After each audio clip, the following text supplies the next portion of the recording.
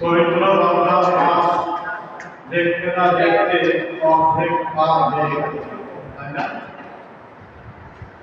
আল্লাহ যাদেরকে যে পরিমাণ তৌফিক দিয়েছিলেন তারা এখন পর্যন্ত সাধ্যমতো তারা যতটা ইবাদত তারা আপন-আপনভাবে করে চলেছে। আল্লাহ যেন গ্রহণ করে আমাদের সিয়াম, কিয়াম, তিলাওয়াত আর যাবতীয় ইবাদত। এখন অর্ধ রমজানের পর একটা বিশেষ কিছু খাস দিন আসছে, যেগুলো বিশ রোজার পর থেকে নিয়ে শেষ রোজা পর্যন্ত।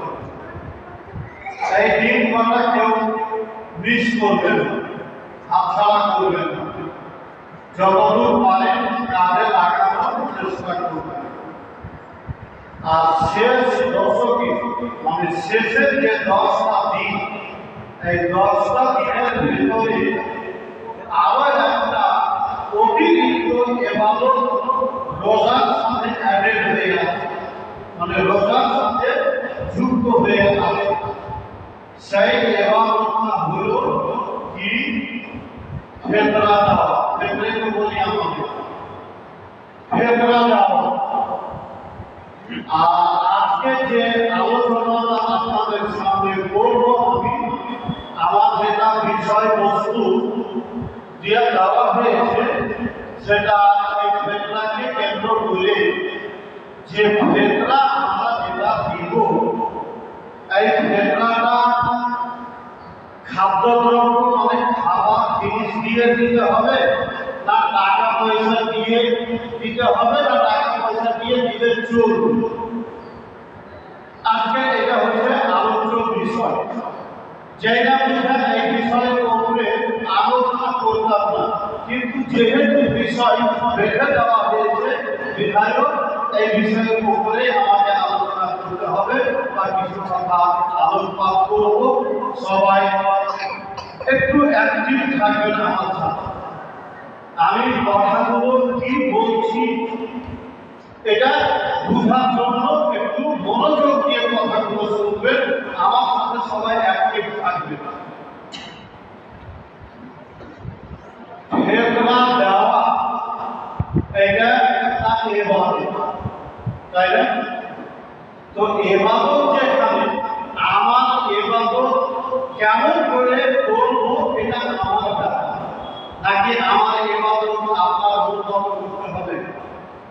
আমার ইবাদত আমি করবো আমার মতো করে, আল্লাহ এবং রাসূলের রেখে দেওয়া ফর্মুলা, নিয়ম, তরিকা অনুযায়ী, না আপনার মন মতো আমাকে ইবাদত করতে হবে, তারপর করবো না আমি।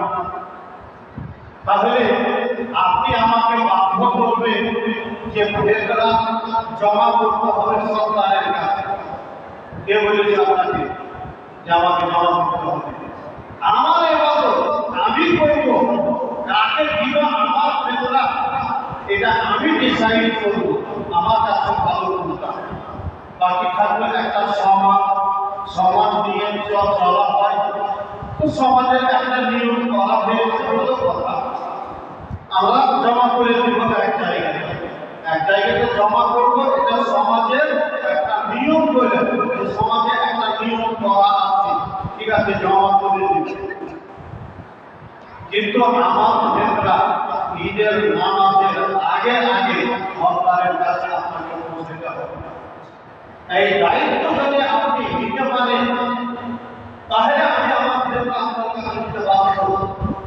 কারণ আমি আপনার মন মতো করে আমার ইবাদত করবো না। আপনি ঈদের পরে ফিতরা মানবেন আর আপনার কাছে আমি জমা করবো। আল্লাহ রাসূল এই কথা আমাকে বলেন, আমার ইবাদত আমি করবো সঠিকভাবে। কেন বলছি বাবা? কথা এখান থেকে শুরু। হাদিসে রাসূলুল্লাহ সাল্লাল্লাহু আলাইহি ওয়াসাল্লাম বলেছেন, ফামান আদাহা ক্বাবলা সালাতিল ঈদ ফাহিয়া যাকাতুন মাকরুহা। ঈদের নামাজের আগে ফিতরা যদি দেওয়া হয় তাহলে এটা তার ফেতরা হবে। আর ঈদের নামাজের পরে যদি সেই ফেতরা আপনাকে দেওয়া হয় তাহলে সেটা এমনি একটা দান হবে, ফেতরা হবে। ফেতরার খাতা থেকে তালিকা থেকে সেটা বাহির হয়ে যাবে। তাহলে বোঝা গেল যে ঈদের নামাজের আগে আগে আমার ফেতরাটা যেখানে দেওয়া সেখানে না দেওয়া হলে আমার সেটা ফেতরা আদায় হয়ে যাবে। অতএব আমার ফেতরা, আপনি আপনার ফেতরা ইবাদত মনে করে সঠিক নিয়মে আল্লাহ এবং রাসূলের বলে দেওয়া নিয়ম পদ্ধতি অনুযায়ী আপনি এটা আদায় করবেন। ঝক করার জায়গা পাই না, টাকা জমা হয়ে গেল, ঈদের নামাজের পরে চেক কেটে মাদ্রাসায় ফেতরা বিতরণ হবে। যাদের জন্য ফেতরা বিধান করা হলো তাদের কাছে গেলই না ফেতরা, তাদেরকে আধা না আধা টাকা কয়েন দিয়ে বিদায় করা হয়। কে দিল এই বিধান? কোন শরীয়তে বলেছে এই বিধান? আমাদের দিন ইসলামের শরীয়ত এই বিধান বলেনি।